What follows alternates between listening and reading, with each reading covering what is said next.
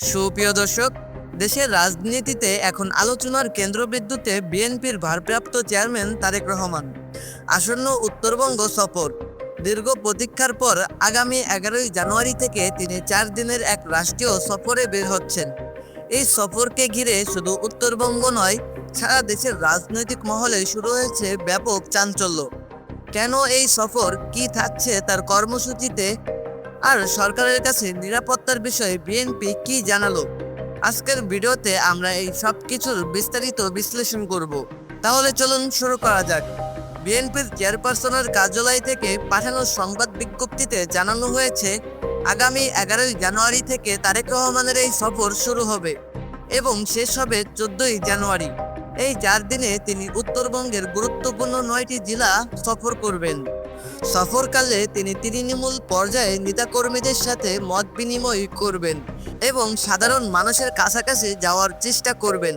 রাজনৈতিক বিশ্লেষকদের মতে নির্বাচনের আগে দলকে সাংগঠনিকভাবে শক্তিশালী করতেই তার এই জটিকা সফর। এই সফরের একটি অন্যতম আবেগঘন দিক হল জুলাই বিপ্লবে নিহত যোদ্ধাদের প্রতি শ্রদ্ধা নিবেদন। বিজ্ঞপ্তিতে জানানো হয়েছে, তারেক রহমান এই সফরে জুলাই আন্দোলন নিহত যোদ্ধা এবং দীর্ঘ গণতান্ত্রিক আন্দোলনের শহীদদের কবর জিয়ারত করবেন। তিনি সরাসরি শহীদ পরিবারের সদস্যদের সাথে দেখা করবেন এবং তাদের খোঁজখবর নেবেন। পাশাপাশি সাবেক প্রধানমন্ত্রী ও বিএনপির চেয়ারপারসন বেগম খালেদা জিয়ার বিদায়ী আত্মার মাগফিরাত কামনায় প্রতিটি জেলায় বিশেষ দোয়া মাহফিল আয়োজন করা হয়েছে। এই দোয়া মাহফিলগুলোর মাধ্যমে তিনি দলের প্রধানের প্রতি সাধারণ মানুষের ভালোবাসা ও শ্রদ্ধা তুলে ধরবেন। একজন গুরুত্বপূর্ণ রাজনৈতিক ব্যক্তির সফর হিসেবে নিরাপত্তার বিষয়টি অত্যন্ত জরুরি। বিএনপির চেয়ারপারসনের কার্যালয় থেকে বুধবার জানানো হয়েছে যে তারেক রহমানের এই সফর ঘিরে সার্বিক নিরাপত্তা নিশ্চিত করার জন্য সরকারের কাছে আনুষ্ঠানিক চিঠি দেওয়া হয়েছে।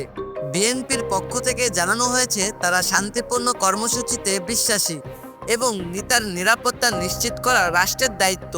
বিশেষ করে উত্তরবঙ্গের মানুষের স্বতঃস্ফূর্ত অংশগ্রহণের কারণে জনসমাগম নিয়ন্ত্রণ এবং শৃঙ্খলার জন্য পুলিশ সহায়তার উপর জোর দিয়েছে দলটি। এই সফরের সবচেয়ে উল্লেখযোগ্য বিষয় হলো নির্বাচনী আচরণবিধি মেনে চলার অঙ্গীকার। বিএনপি পরিষ্কারভাবে জানিয়েছে, তাদের ভারপ্রাপ্ত চেয়ারম্যান নির্বাচন কমিশনারের ঘোষিত সকল বিধি পুরোপুরি অনুসরণ করবেন। কোনোভাবেই যেন আচরণবিধি লঙ্ঘন না হয় সেদিকে দলের পক্ষ থেকে কড়া নজর রাখা হচ্ছে। এটি একটি ইতিবাচক রাজনৈতিক বার্তা হিসেবে দেখা হচ্ছে। এর মাধ্যমে তারেক রহমান প্রমাণ করতে চাইছেন যে বিএনপির আইনের প্রতি শ্রদ্ধাশীল এবং তারা একটি সুস্থ গণতান্ত্রিক প্রতিক্রিয়ার দিকেই এগোতে চান। সুপ্রিয় দর্শক, তারেক রহমানের এই সফর কি উত্তরবঙ্গের রাজনীতির সমীকরণ বদলে দেবে? তৃণমূল পর্যায়ের নেতাকর্মীরা কি নতুন করে উজ্জীবিত হবেন? তা দেখার জন্য আমাদের 11ই জানুয়ারি পর্যন্ত অপেক্ষা করতে হবে। তবে সাধারণ মানুষের প্রত্যাশা, এই সফরের মাধ্যমে রাজনৈতিক স্থিতিশীলতা আরও সুসংহত হবে।